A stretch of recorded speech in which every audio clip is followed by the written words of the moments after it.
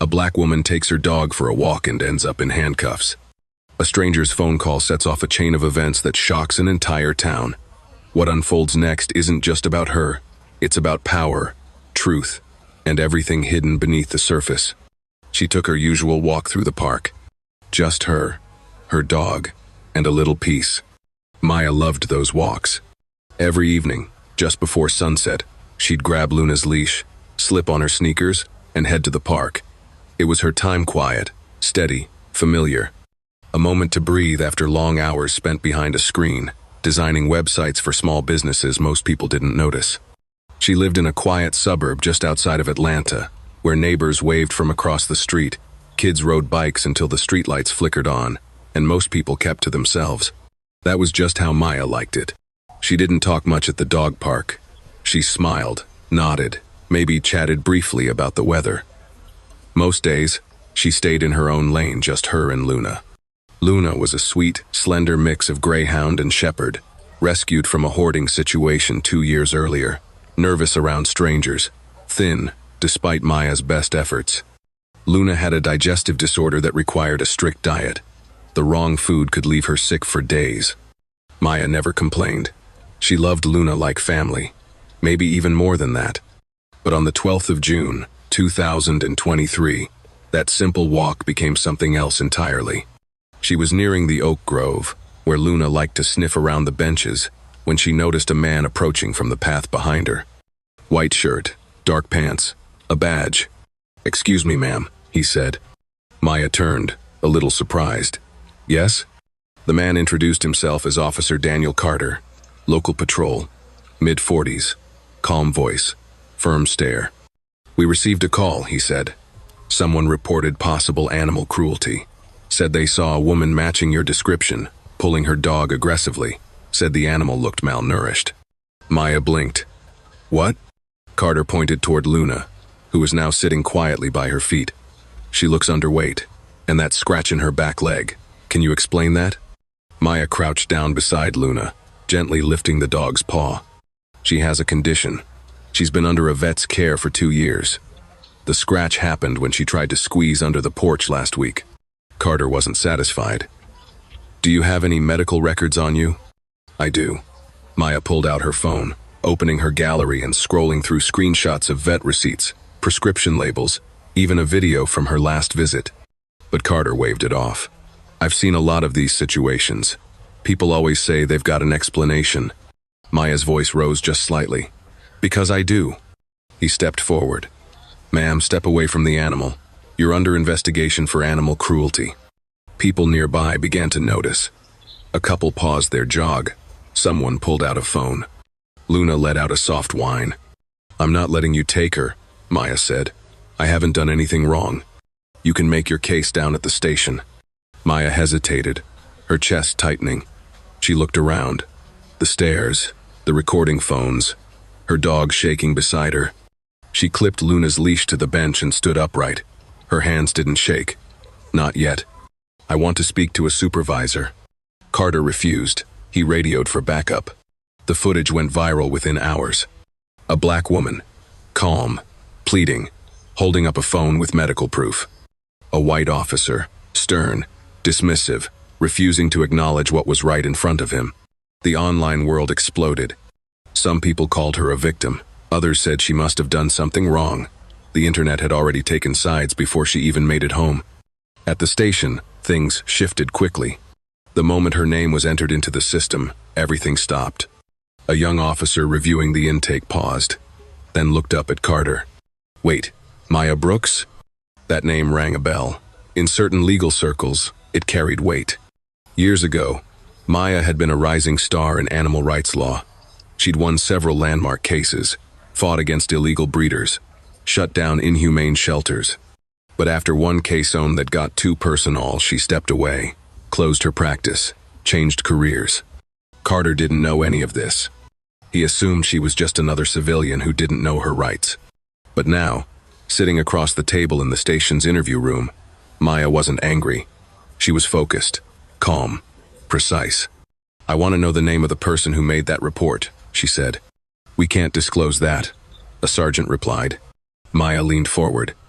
Then I want to see the formal complaint, the incident file, the timestamp, everything. She quoted legal statutes without blinking. She reminded them of policy, precedent, due process. The room went quiet. There was no report, no witness statement, no evidence beyond a vague, anonymous phone call made from a blocked number. Maya knew exactly what that meant. Eventually, they released her. No charges, no apology. Luna was returned, tail tucked, eyes tired. But the video kept spreading. Local news stations picked it up, then national outlets. Some anchors focused on the race angle. Others debated whether Carter had overstepped. Carter stood by his actions. He gave a short statement to the press. I was acting on a citizen report. My only goal was to protect the dog. That's what I'm trained to do. Maya didn't respond publicly, at least not right away. She went home. She fed Luna. Saturday on the couch. Took a breath. But the truth was already moving in the background. People wanted answers. Who made the call? Why Luna? Why her? Maya knew those answers wouldn't come easy, but she also knew how to get them. She'd spent years going up against powerful people who thought no one was watching. She wasn't going to let this go. Because deep down, she knew it wasn't just about her. It was about what happens when someone sees a black woman in a public space and assumes the worst. About what happens when authority ignores proof and listens only to power. And it was about to become much bigger than one walk in the park. The truth behind that anonymous tip? It was personal, and it was close. And when Maya found out who it was, the pieces started falling into place. The video didn't just go viral, it tore the town in half. Some people saw Officer Carter as a man doing his job. They said he was just trying to protect a dog. They praised him online, called him brave, responsible, careful. Others watched the same footage and saw something else. A woman, calm, composed, treated like a threat. A cop, ignoring everything she said, dismissing the truth, acting like her voice didn't matter. The debate reached city council meetings. It flooded newsrooms. It filled comment sections and Facebook feeds. People who had never met Maya had opinions about her loud ones. Through it all, Maya kept quiet. For a few days at least. Then she spoke. She posted a short video, on linen-oathing fancy. No production crew. Just her, sitting on her couch with Luna resting beside her. She looked tired, but steady. In that video, Maya shared everything. She talked about Luna's medical condition. She held up printed vet records. She explained who she was and who she had been before the confrontation. I used to be a lawyer, she said. I spent years fighting for animals who couldn't speak for themselves. And now, somehow, I'm the one being accused. She paused, looked into the camera. I'm not just defending myself. I'm standing up for everyone who's ever been judged before they had the chance to be heard. The video spread just as quickly as the arrest footage. Maybe even faster. Support started pouring in. Lawyers reached out, former clients, reporters, activists, and a woman named Sarah Jackson, a private investigator who had once worked alongside Maya on a major animal abuse case. Maya didn't hesitate. She hired Sarah the next day. Her first request was simple. Find out who made that call. Sarah got to work. Quietly, carefully. It didn't take long to trace the anonymous tip back to a burner phone. The number had been active for less than 24 hours. No name, no address. But it had pinged a single tower near a gas station, just 3 blocks from the park minutes before the call came in. Security footage from that gas station showed a woman at the pay counter, buying a prepaid phone with cash. The image was grainy, but Sarah recognized the outline. Karen Mitchell, a name Maya hadn't heard in years. But she hadn't forgotten. Karen had once run a popular breeding business. Cheyenne designer puppies sold to wealthy clients across the state. But Maya had uncovered the truth. Dogs kept in cages, medical records faked, underweight animals sold as healthy. Maya had filed complaints, worked with animal control, and brought forward witnesses. In court, Karen had lost everything: her license, her business, and her reputation. Maya had moved on. Karen hadn't. At first, Maya was stunned. Then she got angry. Sarah went deeper. Checked phone records, bank receipts, interviewed a former employee of Karen's who had been near the park that day walking her own dog. The employee admitted she'd seen Karen that morning alone, near the trail entrance, wearing a baseball cap and sunglasses. When asked why she was there, Karen had shrugged and said, "Just looking around." Sarah brought the information to Maya. Maya sat with it, let it sink in, then requested a mediation meeting official, on the record. Karen agreed. Maybe she thought she could spin the situation. Maybe she thought Maya wouldn't push. The meeting was tense, silent at first. Maya sat across from Karen at a long table. Sarah took notes. A city mediator was present. Karen didn't deny buying the burner phone. She didn't deny calling the tip line. But she claimed it was just a concerned citizen's call. "I didn't say your name," she said. "I just described what I saw. The dog looked thin. I thought someone should check." Maya looked her in the eye. "You didn't just describe what you saw. You described me. You tried to use the system to humiliate me." Karen leaned back in her chair. "I didn't want this to happen. I just wanted you to feel something. After what you did to me."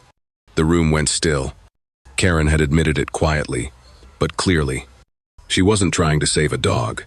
She was trying to get even. The case against Officer Carter suddenly felt more complicated.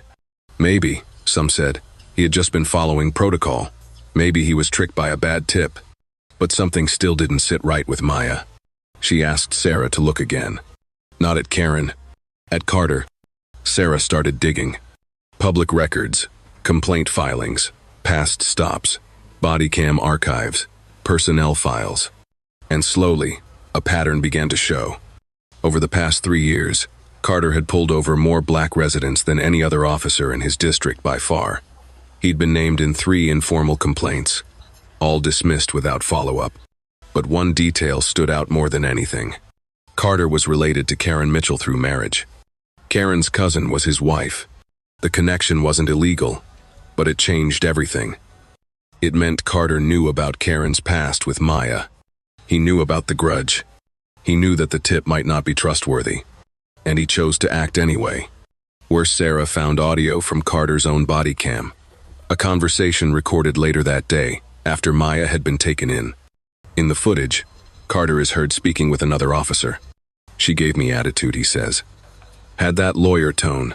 Thought she could talk her way out of it. I wasn't about to let her." The officer chuckled. Carter continued, "If it turns out I'm wrong, fine. But I wasn't gonna let some mouthy woman tell me how to do my job." That recording, once discovered, was enough to trigger an internal investigation. Documents surfaced, showing that Carter had been warned before about inappropriate remarks. Nothing had stuck. Until now. It was no longer just about a mistaken call. It wasn't about the dog. It wasn't about protocol. It was about a man using his badge to carry out someone else's grudge. A man who ignored evidence because of who it came from. A man who saw Maya and made a decision without facts, without care, and without accountability. Maya sat in her apartment, the pieces in front of her. Karen, the call, the connection. Carter, the abuse of power. The silence from the department. And now, the people were watching. City officials started holding press conferences. Journalists camped outside her building. Protesters stood outside the precinct. Maya didn't hide. She didn't raise her voice. She just stood up. This time, she wasn't alone.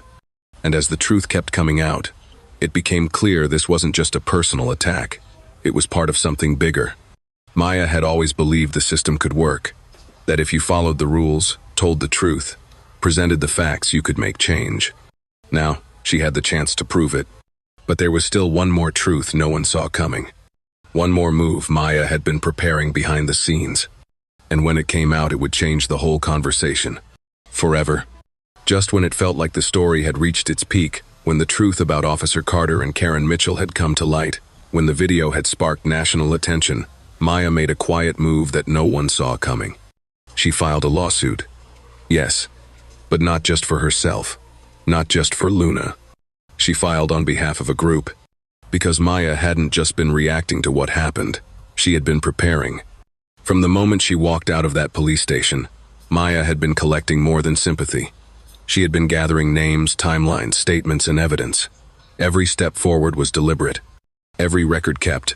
Every call logged. For months, Maya had been working with a national civil rights organization, quietly, off the radar.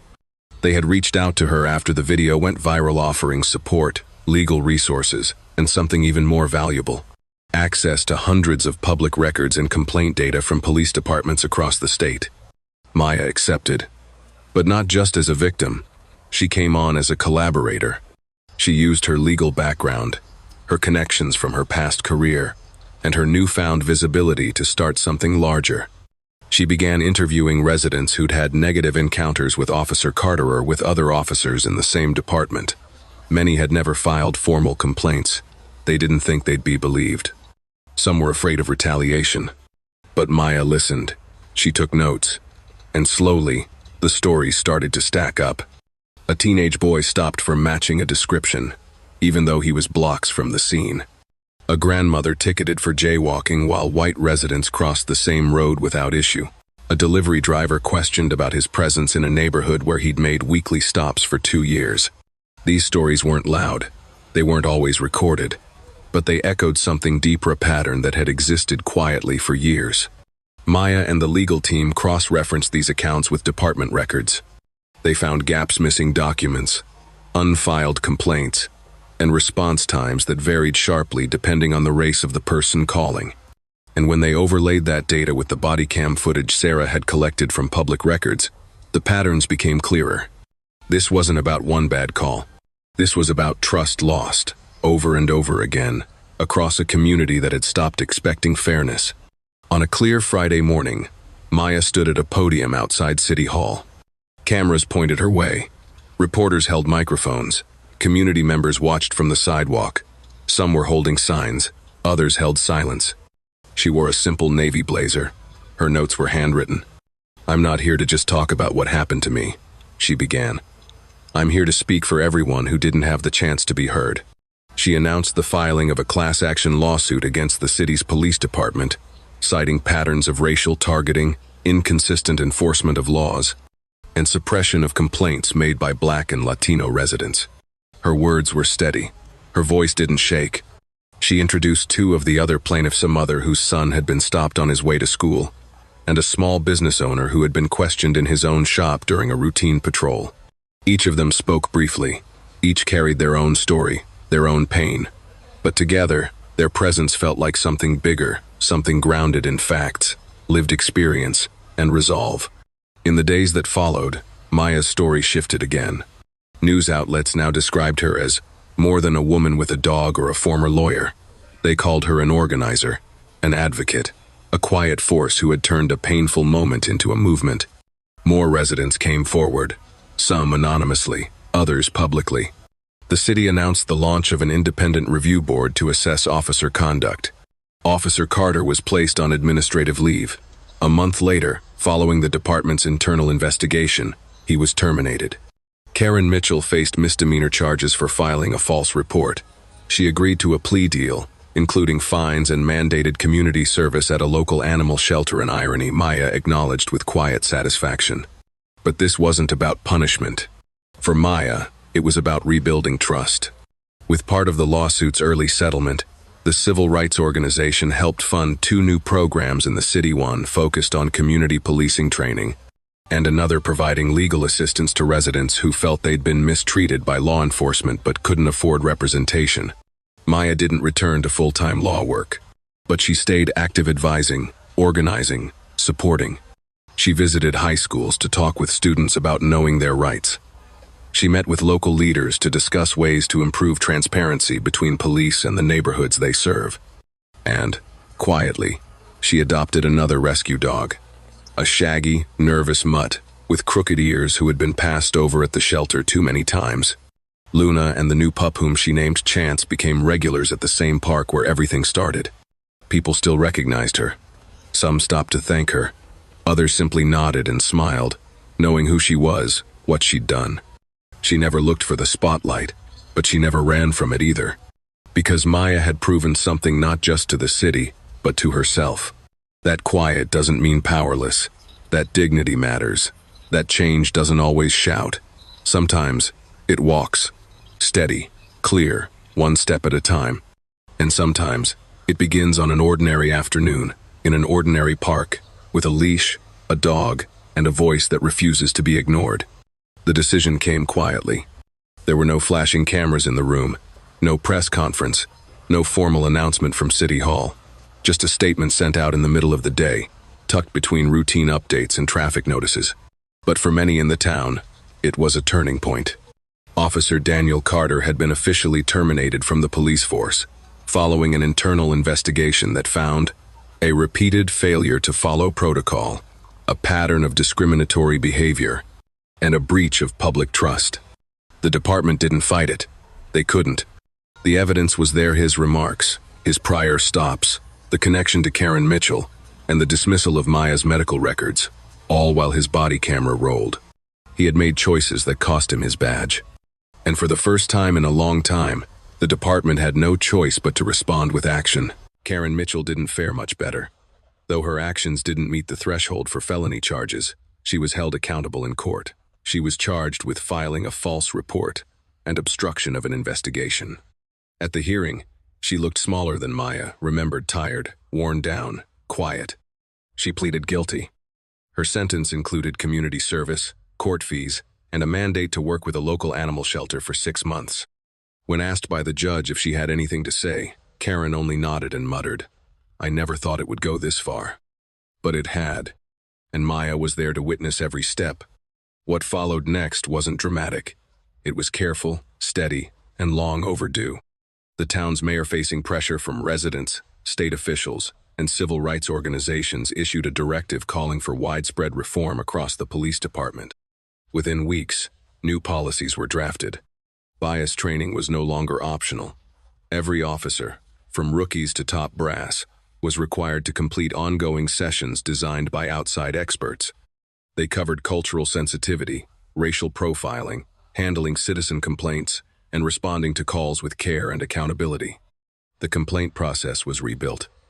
Residents could now file concerns online or anonymously, and each report was reviewed by a third-party oversight board, independent of the police force. For the first time, people felt they had somewhere to turn. But that wasn't all. Maya's lawsuit had grown into something much larger than expected. By the time her legal team finalized the documents, more than 24 residents had signed on, each with their own story, each with their own file. The case caught the attention of national media outlets and civil rights attorneys across the country. Within 4 months, a settlement was reached. The town agreed to pay a portion in damages, but what mattered more was what came next. A portion of the settlement was redirected by Maya's request into a new fund. It would support 2 efforts. First, a program for low-income families who needed legal support but couldn't afford a lawyer, especially in cases involving law enforcement. Second, a grant for animal shelters and foster homes, focused on medical care and adoption support for rescue animals like Luna. The announcement was made at a community event held in the public library auditorium. Maya didn't want the spotlight, but she stood on stage anyway. She thanked the people who had come forward. She thanked the civil rights team that stood by her.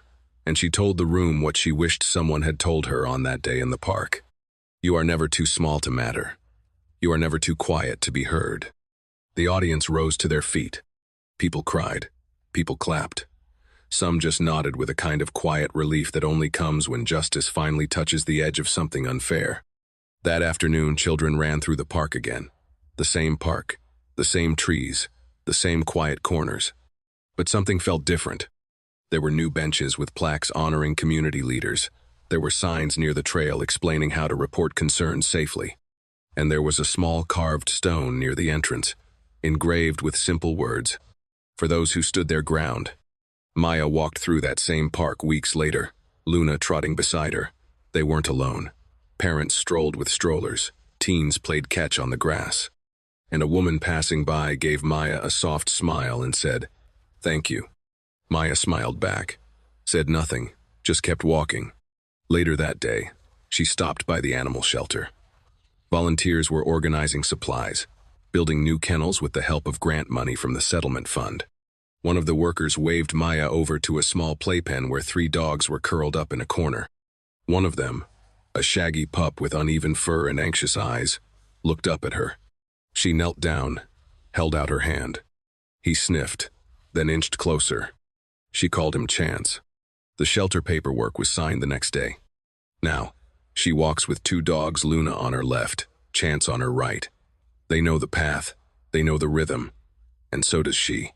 The lawsuits were over, the headlines were fading, but Maya's work wasn't done. She now sits on the oversight board that reviews police complaints. She continues to speak at town halls and high schools. She volunteers with the shelter on weekends, helping new rescues adjust to new lives.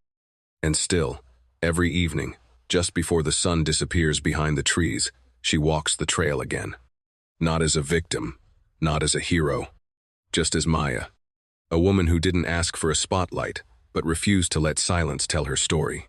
It was early spring when Maya brought the new dog home. He wasn't the kind of dog that got picked first. He wasn't young, he wasn't polished. His fur was uneven, missing in patches along his back. He didn't run to the front of the cage or wag his tail when people walked by.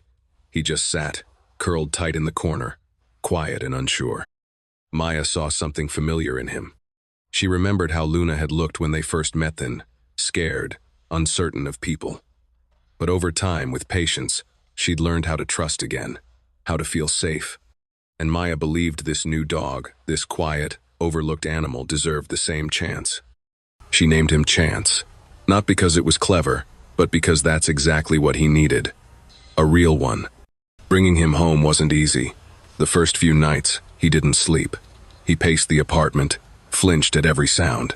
He wouldn't take food unless Maya left it across the room and walked away. But Luna stayed close. She didn't push him, she just sat near him. And slowly, day by day, Chance came closer. It wasn't dramatic. There were no big moments, just little ones. One day he let Maya pet him without flinching. One morning, he wagged his tail when Luna barked to go out. One night, he crawled into the space between them on the couch and rested his head on Maya's leg. That was the first time she cried in weeks. Not from sadness, but from release. There had been so much anger, so much tension.